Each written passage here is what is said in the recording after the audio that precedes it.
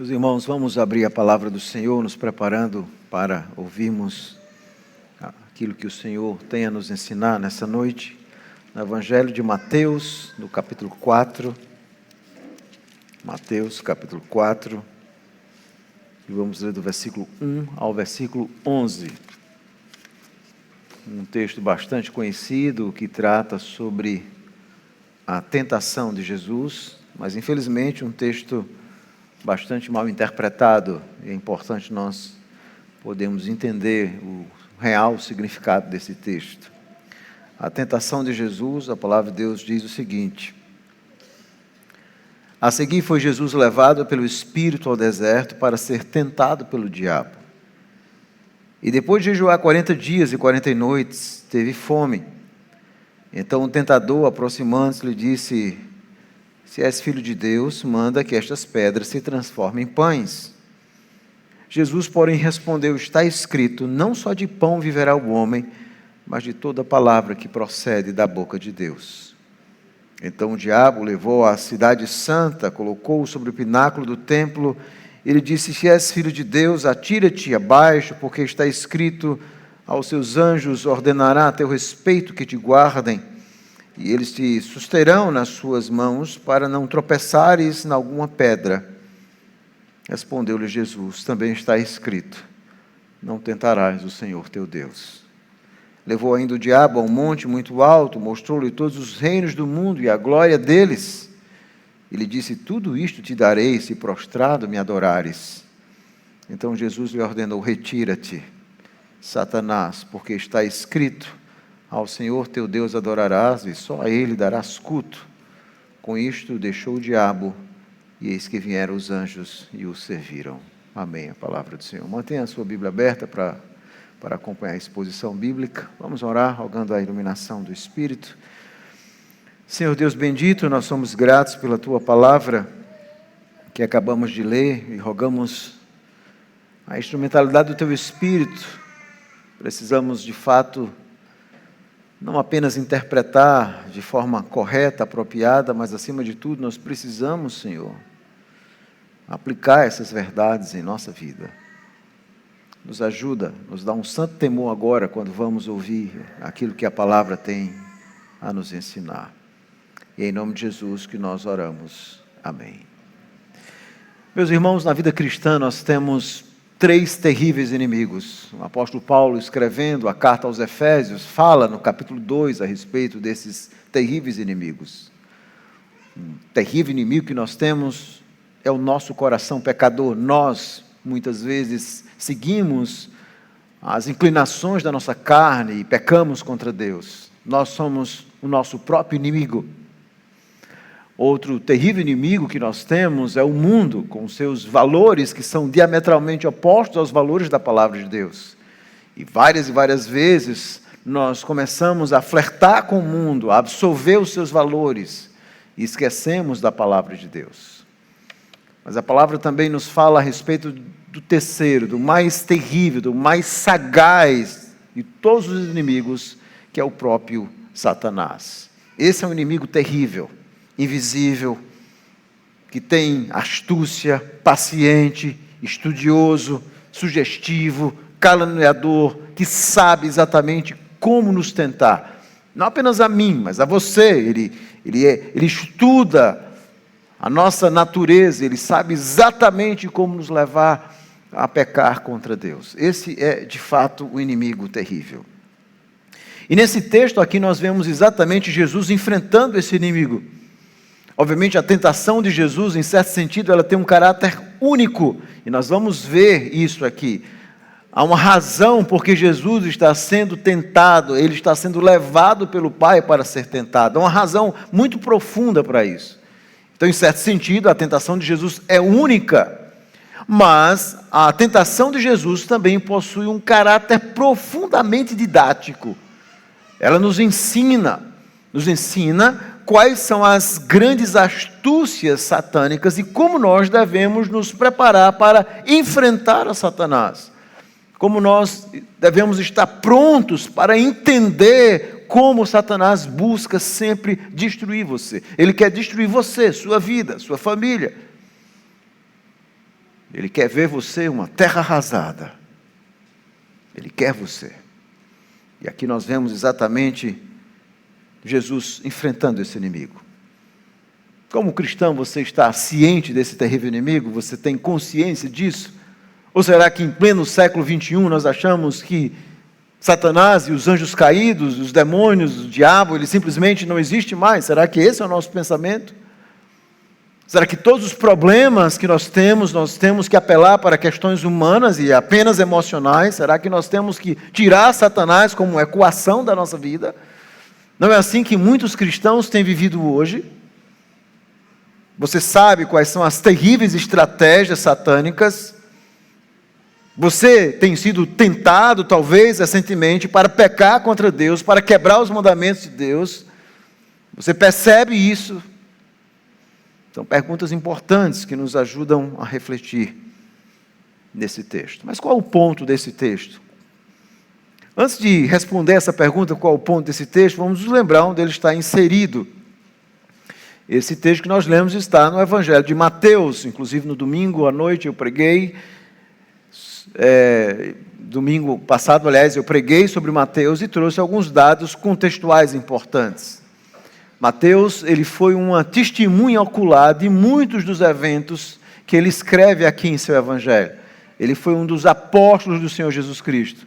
Era um homem que era coletor de impostos, chamado Levi, e que um dia ali na coletoria, Jesus diz a ele: me segue, Mateus, e Mateus então deixa tudo e começa a seguir o Senhor Jesus Cristo.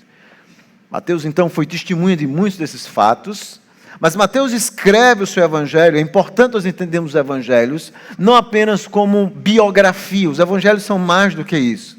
Os evangelhos são biografias teológicas, onde os autores do Novo Testamento vão mostrar não apenas como Jesus veio, mas eles vão mostrar o porquê Jesus veio, e eles então vão mostrar como a vinda de Jesus está profundamente relacionada com os planos redentivos de Deus, com aquilo que Deus vem fazendo ao longo da história. Há uma grande história da redenção que vai culminar em Cristo. E Mateus começa apontando a estratégia literária da sua obra exatamente no capítulo 1, versículo 1. Ele começa o seu evangelho com a genealogia de Jesus, dizendo que Jesus é o filho de Davi e o filho de Abraão. É dentro dessa perspectiva que ele quer que nós leiamos o evangelho. Como filho de Davi, Jesus vem cumprir todas as profecias messiânicas que foram feitas a Davi. Nós vemos várias profecias, sobretudo em 2 Samuel capítulo 7, onde Deus promete que um descendente de Davi será rei sobre todas as coisas. Ele é o Messias, ele vem de fato. Mas ele também é filho de Abraão, ele vem cumprir aquela promessa que Deus fez a Abraão, onde através de Abraão, todas as famílias seriam benditas, todas as famílias da terra. Então Jesus vem como Israel perfeito, ele vem como o novo Adão, ele vem como servo sofredor, como novo Moisés. Ele vem então concretizar todos aqueles planos gloriosos. Mas também nós temos que lembrar de Gênesis 3,15, logo após a queda de Adão e Eva, quando Deus faz a promessa de um descendente da mulher que esmagaria a cabeça da serpente, embora tivesse o calcanhar ferido. Aquele texto então falava de um terrível embate entre o descendente da mulher, Cristo, o descendente, e Satanás. São as palavras que o próprio Deus diz a Satanás: alguém vai destruir você.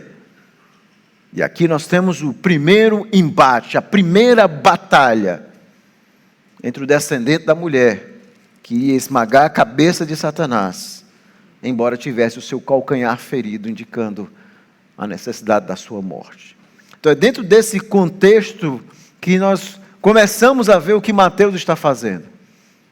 Então ele começa o evangelho com a genealogia, e logo em seguida ele começa então a mostrar, e isso é muito importante no evangelho de Mateus, Jesus como descendente de Davi.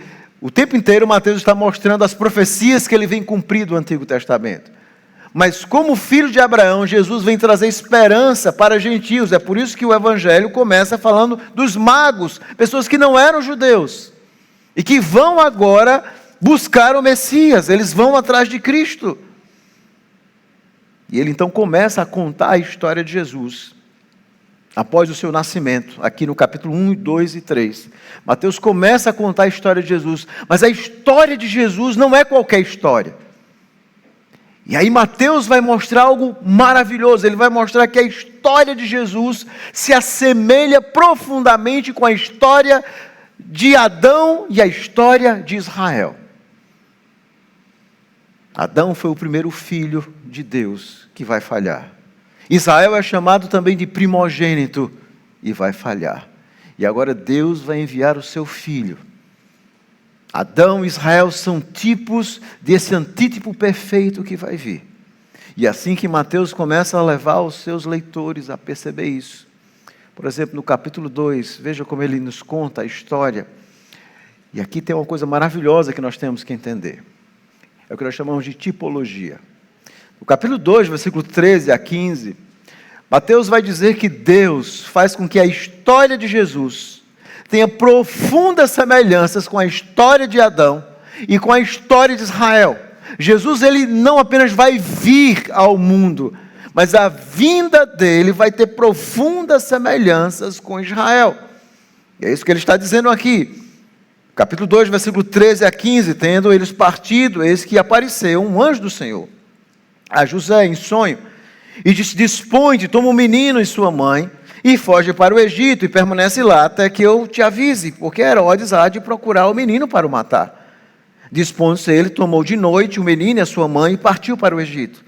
E lá ficou até a morte de Herodes, para que se cumprisse o que fora dito pelo Senhor por intermédio do profeta: do Egito chamei o meu filho.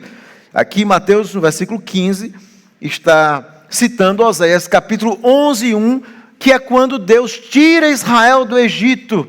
Israel era o filho de Deus, era o primogênito, e Deus então tira Israel. E agora a história de Jesus vai ser profundamente parecida com a de Israel. Ele vai para o Egito, ele vai voltar, porque ele é o novo Israel. E onde é que a história de Israel vai começar? A história de Israel vai começar naquela caminhada no deserto. E é exatamente essa razão porque Deus envia João Batista para onde? Para pregar no deserto. É por isso que João Batista vai para o deserto. Não é porque tinha algo atrativo no deserto. É porque ele é o novo Elias. É porque ele está começando esse novo Israel ali no deserto. E as pessoas então vão, e eles então vão ouvir a respeito do Messias. Então, Mateus começa a mostrar que a história de Jesus é esse novo Israel que está começando.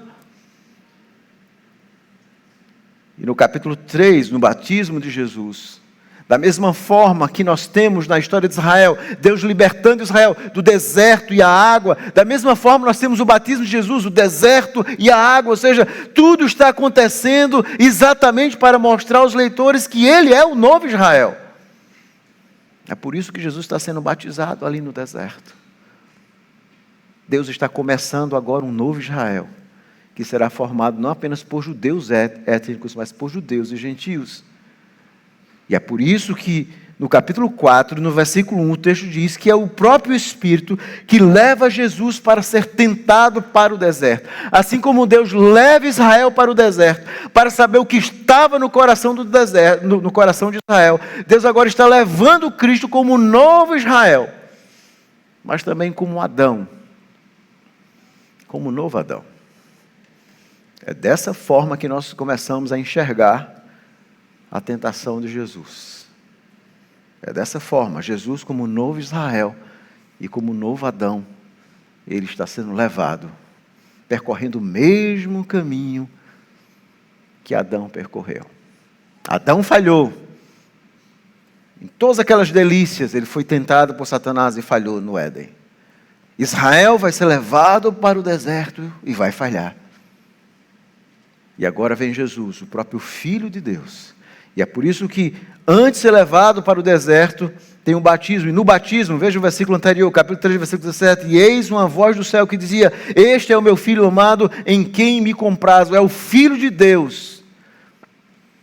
Assim como Deus chamou Adão de seu filho, chamou Israel de seu filho, agora esse é o meu filho.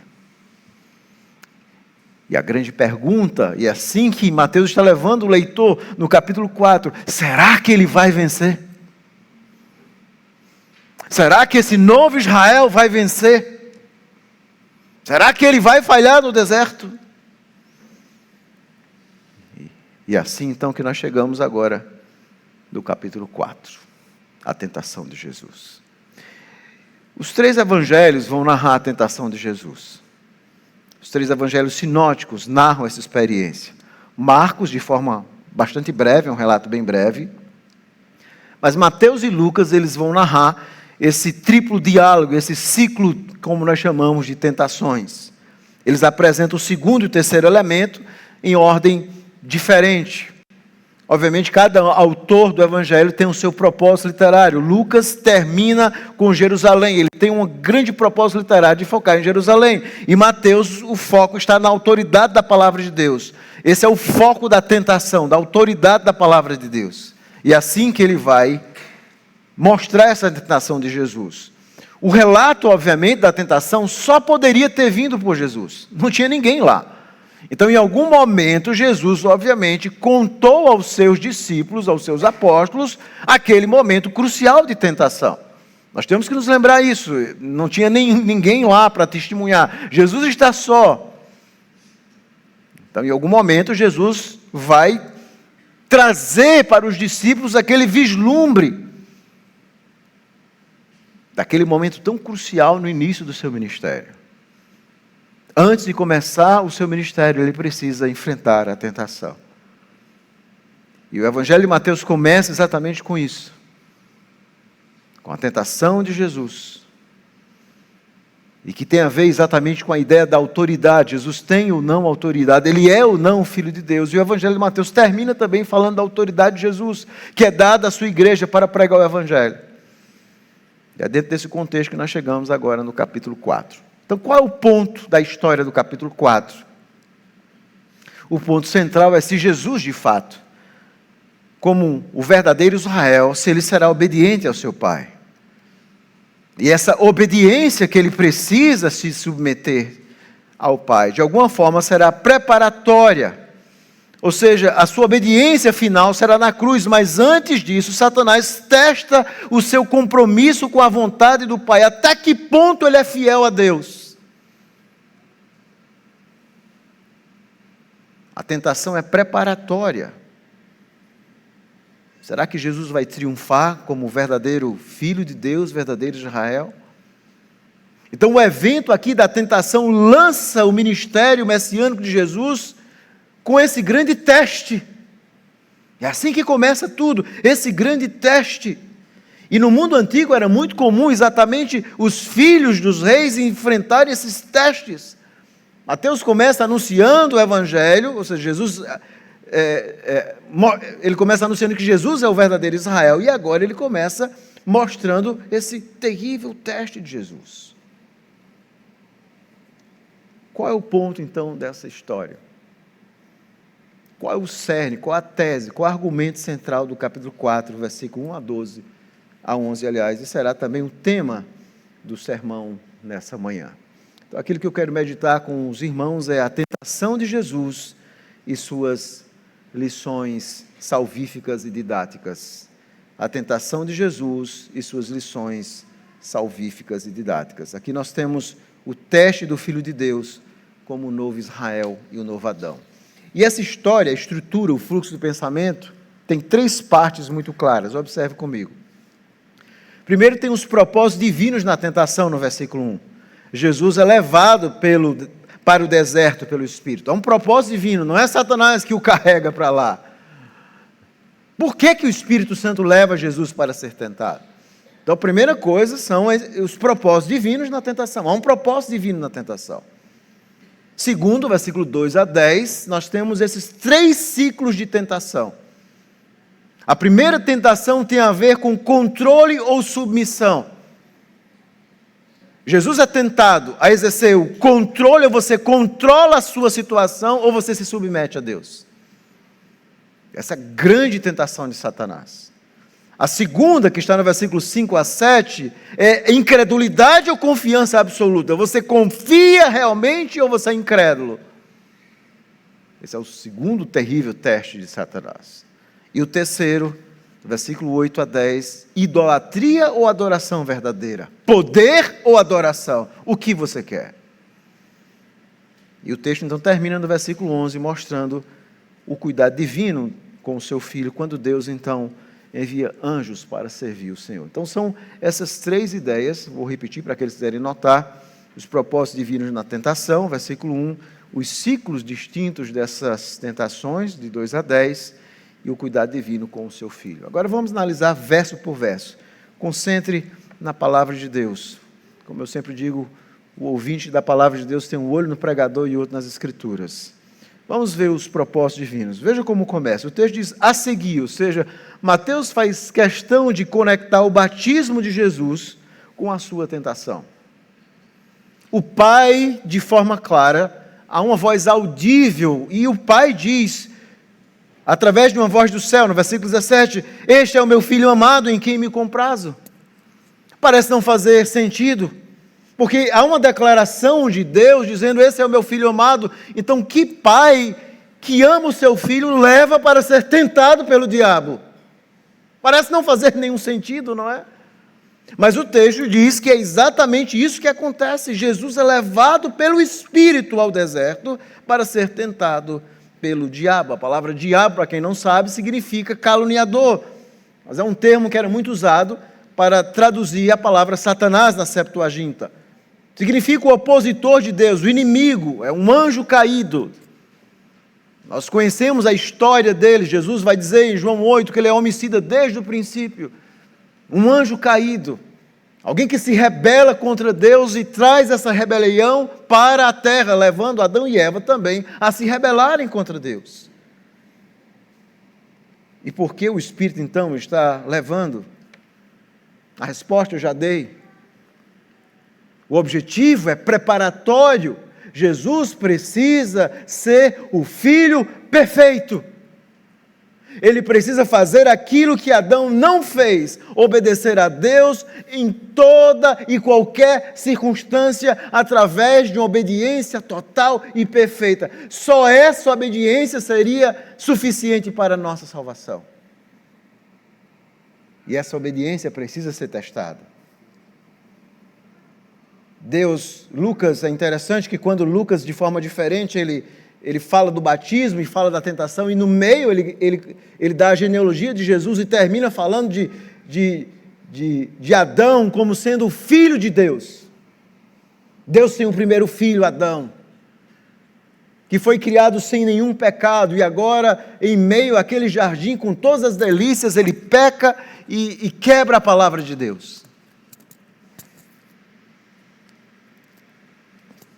Ele vai falhar. E Deus então agora, em um plano da redenção, chama Abraão e chama o povo de Israel para ser o seu filho. E Deus então os leva nessa caminhada, mas eles, mais uma vez, vão falhar. Eles vão falhar. Nós vamos observar que Israel e Adão, eles falham.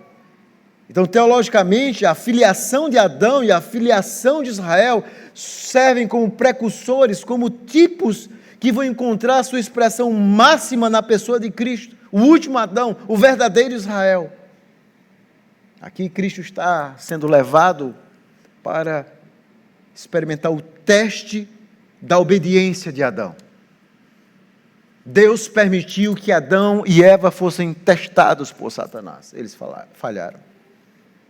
Tanto Mateus como Marcos narram as tentações, ligam as tentações ao batismo de Jesus. Há uma conexão muito clara. Deus está levando Jesus para o deserto. Ele vai ser testado como Adão. Ele precisa ser um segundo Adão. Ele precisa fazer aquilo que o primeiro Adão não fez. O primeiro Adão, na sua falha, fez com que todos aqueles que nascessem, eu e você, descendentes de Adão, todos nós vivêssemos em pecado. Mas agora vem Jesus Cristo, o Filho de Deus, o novo Adão, para trazer a justiça que nós não temos. Aqui o teste é o teste da obediência como Adão, e o teste da confiança absoluta e dependência de Deus. Adão falha e peca, e Eva também, ambos pecam contra Deus. Adão, como representante ali, falha.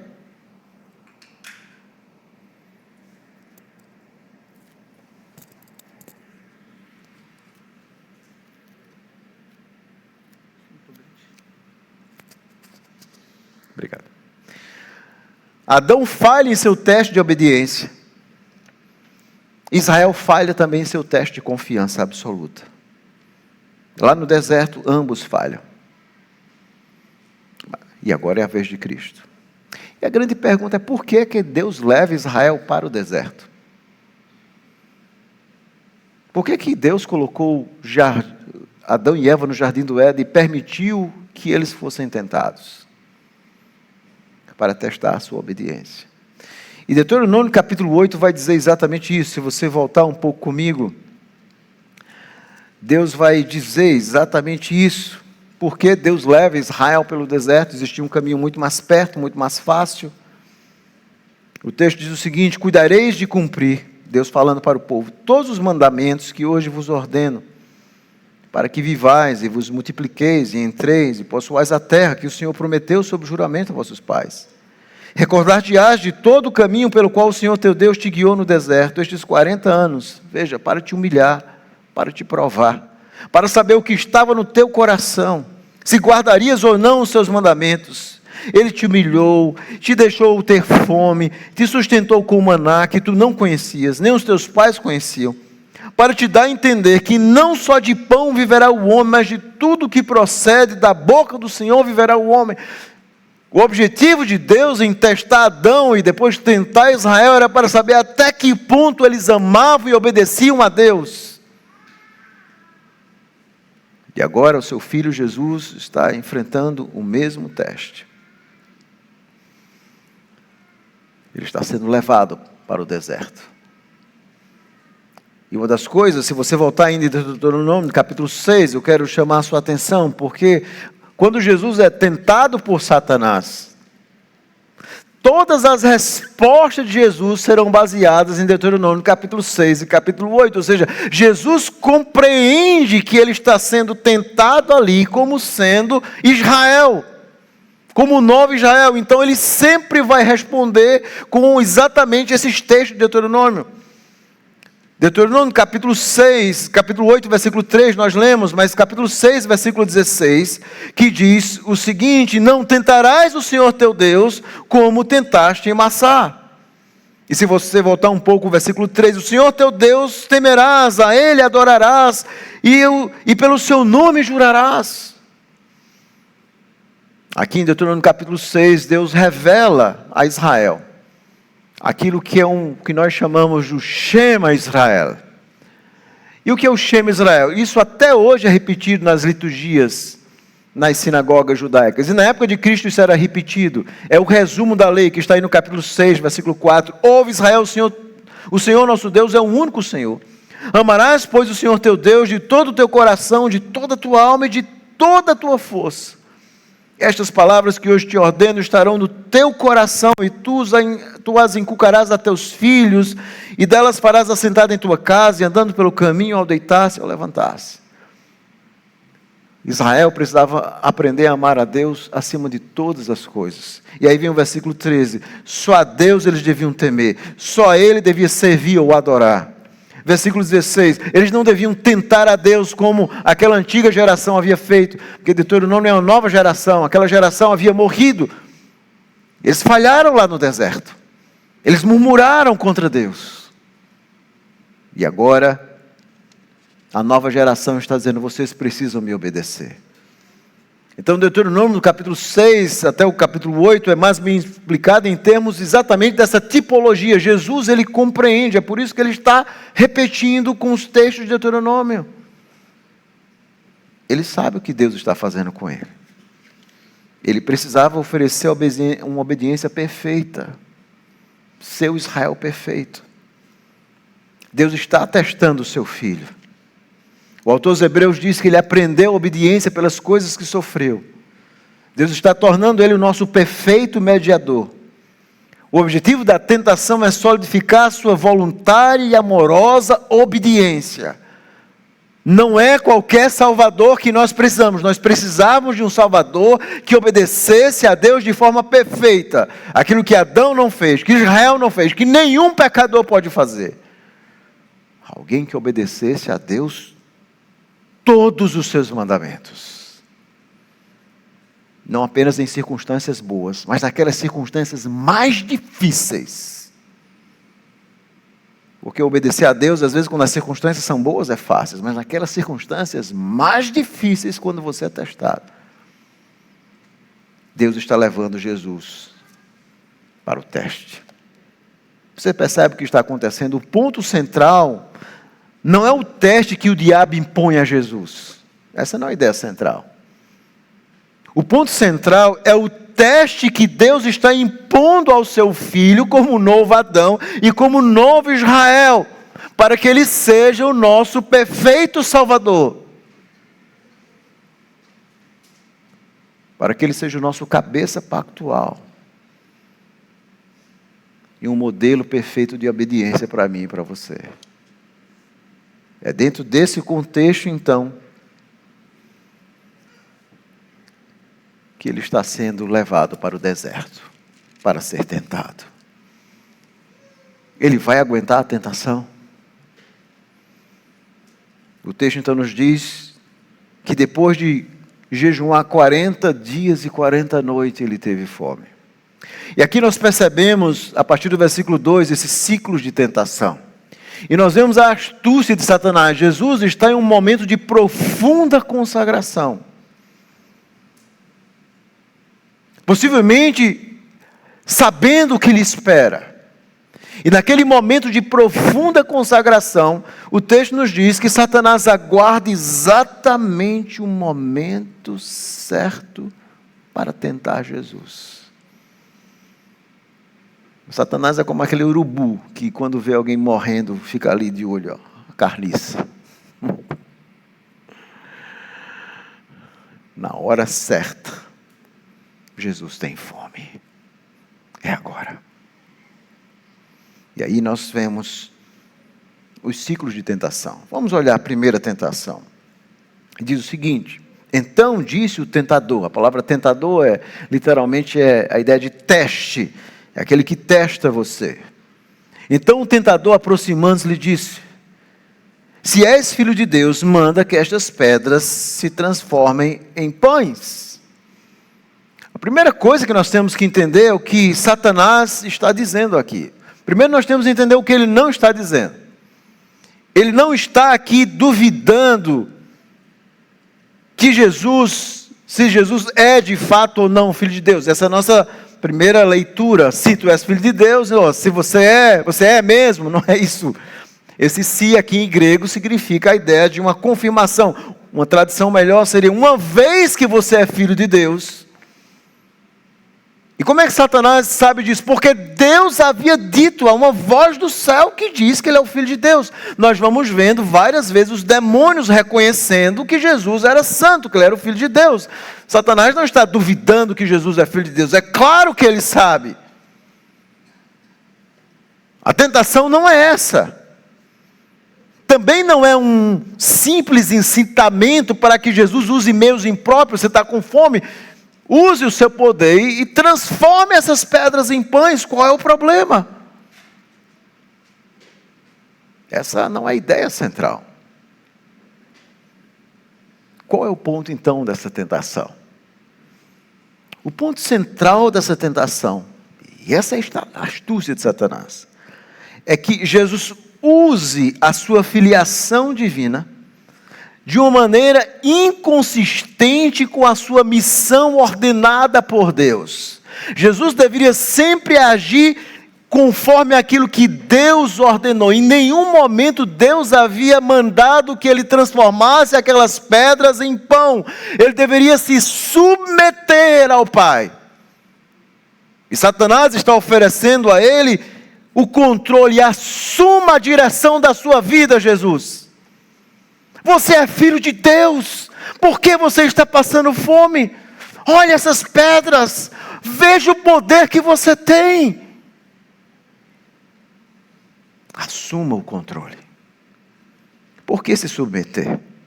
Por que passar por isso? Controle sua vida. Que história é essa de submissão a Deus?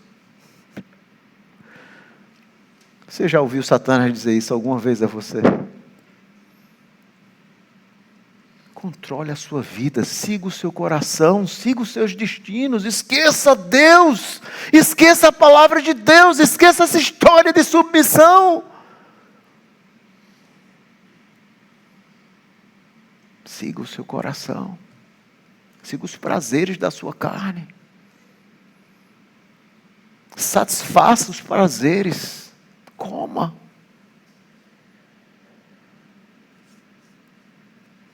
Ele é sempre mais astuto do que a gente imagina. E qual é a resposta do Salvador? Jesus, porém, respondeu. E aqui nós vemos a resposta de Cristo com as Escrituras. Ele está respondendo com Deuteronômio 8, capítulo 8, versículo 3, que nós lemos. Jesus, porém, respondeu, está escrito, não só de pão viverá o homem, mas de toda palavra que procede da boca de Deus. Jesus está dizendo assim, eu não sou motivado por pão. Existe uma força maior em mim. É a palavra de Deus. E se Deus me levou para ser tentado, se Deus disse que eu não deveria comer ainda, eu não vou comer. Porque é essa palavra, essa força que dirige a minha vida. O que dirige a minha vida, é isso que Jesus está dizendo a Satanás. É a palavra de Deus. São as ordenanças de Deus. Eu não controlo a minha vida. Eu me submeto ao Pai e à sua vontade. Uma resposta destruidora. Eu sou o verdadeiro Israel. Eu vou fazer aquilo que Adão e Eva não fizeram quando você os tentou. Eu vou fazer diferente do Israel que murmurou e que reclamou. Eu vou me submeter inteiramente ao Pai. Essa foi a primeira tentação. E obviamente Satanás não ficou satisfeito e vem o segundo ciclo, que está aí no versículo 5 e 7. Então o diabo levou a cidade santa, Jerusalém, colocou sobre o pináculo do templo e lhe disse, se és filho de Deus, atira-te abaixo, porque está escrito. E ele então, Satanás, vai citar as Escrituras. Satanás vai citar a Bíblia. Ele vai citar aqui no versículo 6. Ele vai citar a palavra de Deus, o Salmo 91, versículo 11 e 12. Um salmo que falava de proteção. Está escrito, aos seus anjos ordenará a teu respeito, que te guarde, e eles te susterão nas suas mãos, para não tropeçares em alguma coisa. E mais uma vez, qual é o ponto dessa tentação? O ponto tem a ver exatamente com essa escolha, incredulidade ou confiança absoluta. Ele disse, se você não já tem fé em Deus, você já não é filho de Deus, então exerça essa fé, teste a Deus. Teste a Deus. Por que não testar a Deus? Testa para ver se Ele realmente está com você nessa hora. Será que Ele não te abandonou? É exatamente o que Israel fez lá no deserto, não lembra? E Jesus vai responder de forma maravilhosa quando ele diz assim, ele responde, respondeu-lhe Jesus, também está escrito, não tentarás o Senhor teu Deus. Ele está respondendo aqui com o texto de Deuteronômio, não tentarás o Senhor teu Deus, Deuteronômio capítulo 6, versículo 16, que nós lemos. Não tentar a Deus, que foi o problema de Israel, quando Israel está lá em Massá, quando eles enfrentam aquele momento terrível ali em Massá, falta de água. Deus então põe à prova o povo, e eles então tentam a Deus, eles reclamam. E aquilo é uma lembrança eterna. Massá e Meribá são símbolos de um povo que testou a Deus, um povo que foi rebelde, um povo que não confiou em Deus. O grande ponto aqui é a questão da confiança. Satanás está dizendo, se Deus está com você, confie que Ele vai te sustentar. O Salmo diz que pode se atirar daí que Ele vai te segurar. E Jesus disse, não. Se eu fizer isso, eu estaria tentando a Deus. Eu estaria querendo obrigar a Deus a agir. Eu estaria fazendo o que Israel fez em Massá e Meribá. Eu estaria fazendo o que Moisés fez. Lembra de Moisés? Quando ele se irrita com aquele povo, e ele então bate na pedra, exercendo exatamente essa confiança nele mesmo, como quem diz, Deus vai ter que agir desse jeito, do jeito que eu quero. Ele se indigna com aquele povo. Mas aqui Jesus reconhece o artifício de Satanás. A tentação é, Deus realmente está com você ou não? Faça alguma coisa.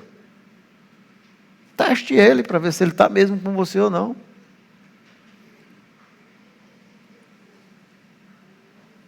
Como Moisés, como outros. Israel falhou no teste de Massá. E Jesus então está revivendo essa experiência. Mas ele vai vencer, ele não vai tentar o Senhor, seu Deus.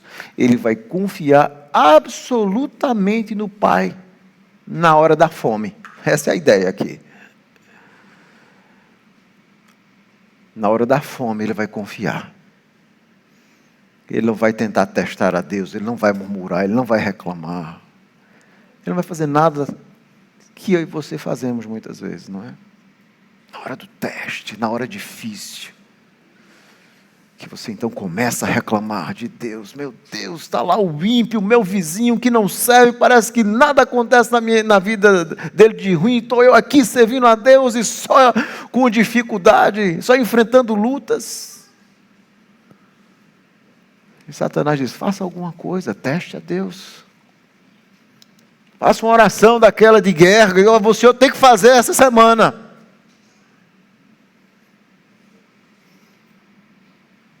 Isso é testar a Deus. E aqui é exatamente isso que Satanás quer, e Jesus diz não. O ponto central dessa segunda tentação é incredulidade ou confiança? Se você confia de forma absoluta em Deus, você vai dizer assim, Deus vai agir no tempo dele. É isso que Cristo está dizendo, meus irmãos. Deus vai agir no tempo dele, quando ele quiser. Eu não posso fazer isso. Deus vai agir no tempo dele. E Satanás faz isso muitas vezes na nossa vida. Nos levando à incredulidade, a testar a Deus, a não confiar em Deus. E aí nós temos o terceiro ciclo de tentação, no versículo 8 a 10. A terceira tentação diz assim, então lhe disse, tudo isto te darei, se prostrado me adorares. Aqui Satanás oferece a tentação mais difícil. Vocês percebem que as tentações elas vão culminando até esse ponto mais difícil. E essa tentação é mais difícil por quê? Porque Satanás está dizendo, por que a cruz? Eu te ofereço um caminho mais fácil. Obviamente Satanás é mentiroso, ele não tem o poder real sobre todas as coisas, Deus é quem governa todas as coisas. Mas a influência satânica nesse mundo é real. Nós vemos isso muito no livro de Apocalipse, sobre governos, por exemplo, sobre homens. Através da mentira, do falso ensino, através de ideologias, nós nunca devemos, irmãos, deixar de perceber a mão satânica nessas coisas. E ele está oferecendo a Cristo o caminho mais fácil para a glória. Qual é o caminho mais fácil para a glória? A idolatria.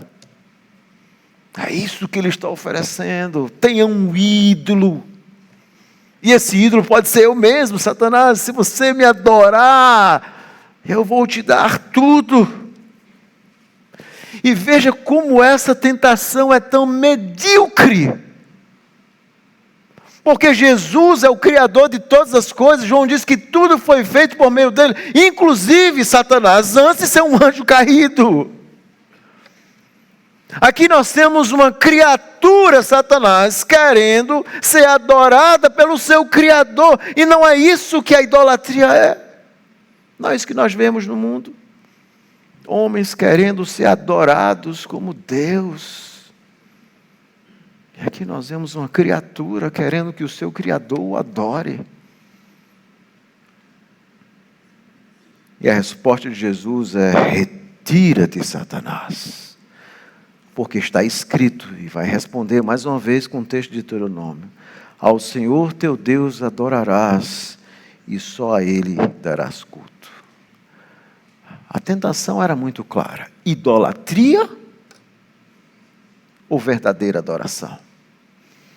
O tempo todo nós somos tentados a construir a nossa vida sem Deus.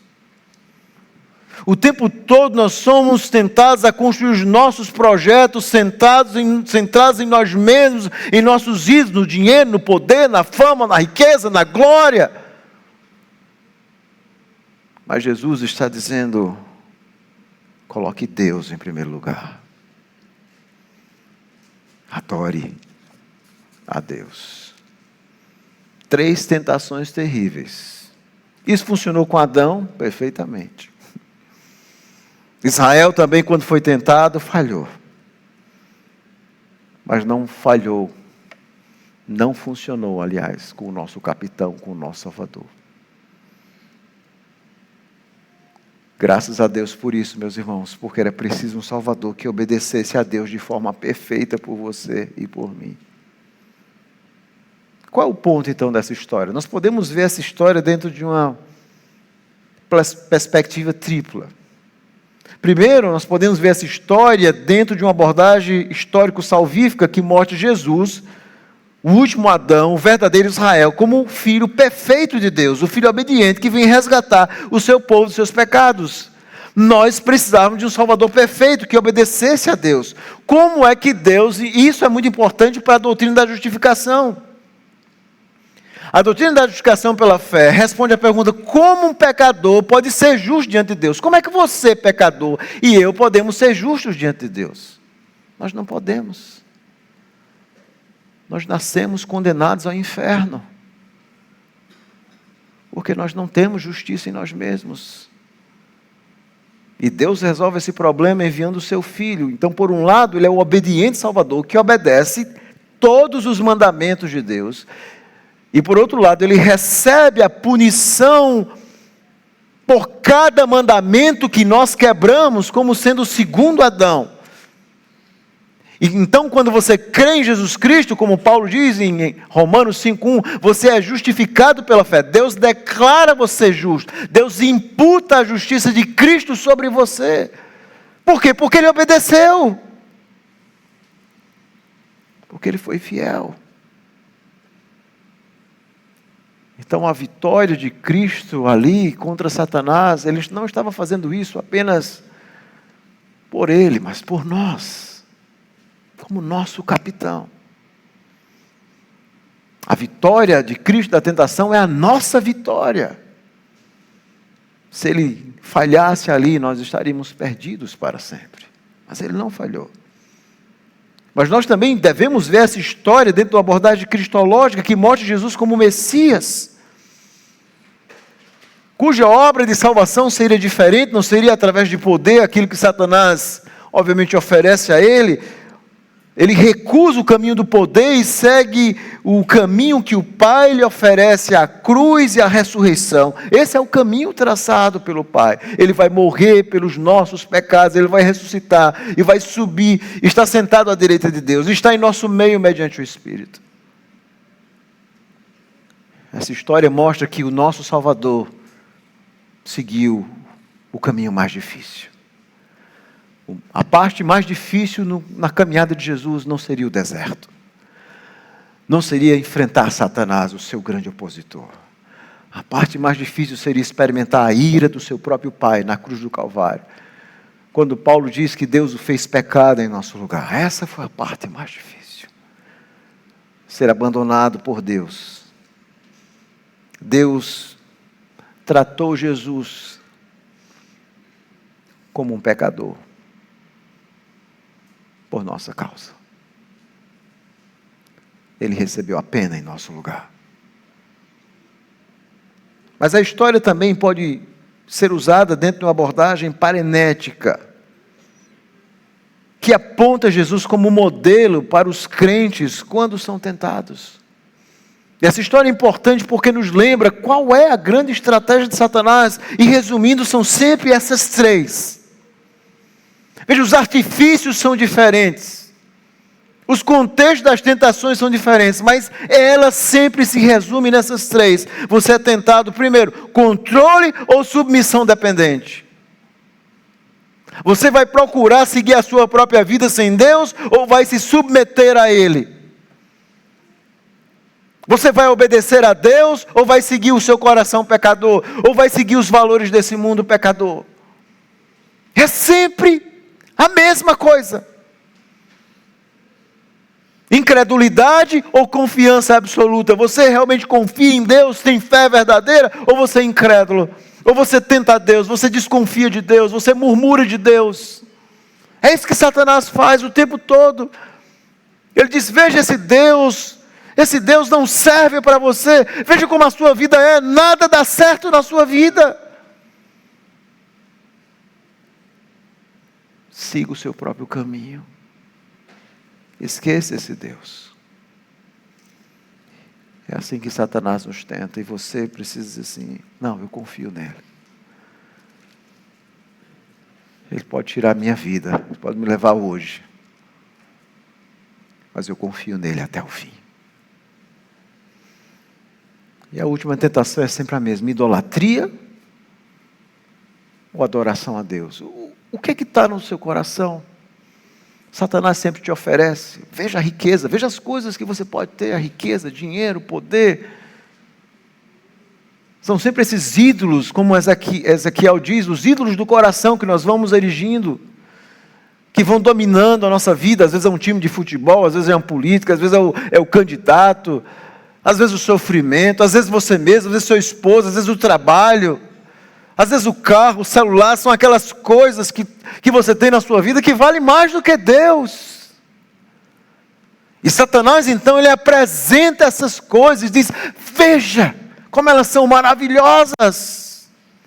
Você não precisa de Deus para viver. Você precisa talvez da tecnologia. Quantas coisas maravilhosas. Nós somos tentados o tempo inteiro. É a mesma coisa. E nós temos que dizer, não, eu vou adorar. Ao Senhor teu Deus adorarás, e só Ele darás culto. Nada dessas coisas eu vou colocar no meu coração e a minha vida. Isso nos faz lembrar de 1 João capítulo 2, versículo 16, se você ler rapidamente. 1 João 2,16, onde nós encontramos essa afirmação, quando diz o seguinte, 1 João 2,15, 16, não ameis o mundo, nem as coisas que há no mundo. Se alguém amar o mundo, o amor do Pai não está nele. Porque tudo que há no mundo, a concupiscência, ou seja, o desejo da carne, a concupiscência dos olhos, o desejo dos olhos, e a soberba da vida, não procede do Pai, mas procede do mundo. Observe que João está apontando as mesmas coisas que Satanás apontou para Jesus como sendo terríveis. O desejo da carne. Siga os seus instintos, controle, siga o seu coração pecador, faça aquilo que lhe dá na teia, é isso que as pessoas dizem. A soberba dos olhos, ou seja, tudo aquilo que for agradável aos seus olhos, pegue, faça. E a soberba da vida, viva como se Deus não existisse.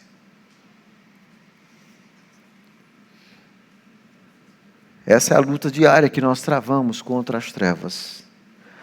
Mas louvado seja Deus, porque aqui Jesus venceu a primeira batalha. Lá na cruz do Calvário, ele deu um golpe definitivo em Satanás. Como ele mesmo disse, eu via Satanás caindo. E quando Jesus voltar pela segunda vez, aí sim será o golpe final, onde a cabeça da serpente será finalmente esmagada. Essa é uma visão gloriosa lá em Apocalipse, quando nós vemos Cristo como o grande cavaleiro, pegando a serpente e lançando-a no lago de fogo, a destruição final de Satanás. E nós temos que saber de que lado da história nós vamos estar. De que lado da história você vai estar. Deus proporcionou a você e a mim esse glorioso Salvador. Nós somos salvos nele. Através da sua obediência, que é o que nós chamamos a sua obra ativa, ele obedece a Deus, mas também da sua obra passiva, ele recebe a justiça de Deus em nosso lugar. Então, pela fé, gratuitamente, nós recebemos a salvação nesse segundo Adão. E é por isso que eu e você podemos fazer parte do povo de Deus, porque Cristo, como verdadeiro Israel, quando você crê nele, você então é unido, então você agora faz parte do povo de Deus. Aquelas promessas de Abraão são suas, porque você está conectado ao verdadeiro Israel, ao cabeça que é Cristo. Nós somos chamados então, dentro dessa perspectiva de que nós fomos salvos em Cristo, nós somos chamados agora a viver atentos, muito atentos contra esse terrível inimigo. E eu quero concluir contando uma ilustração a respeito, eu já contei aqui um tempo atrás, na Europa uma gravura onde tem um jogo de xadrez. E essa gravura em uma catedral interessante. De um lado tem a figura de Satanás, com aquele sorriso maroto. E de outro tem um jovem roendo as unhas. E no meio da gravura tem o jogo de xadrez, onde Satanás está dando um checkmate naquele rapaz. Embaixo tem exatamente essa palavra, checkmate. O que Satanás quer fazer na sua vida e na minha é nos dar um checkmate.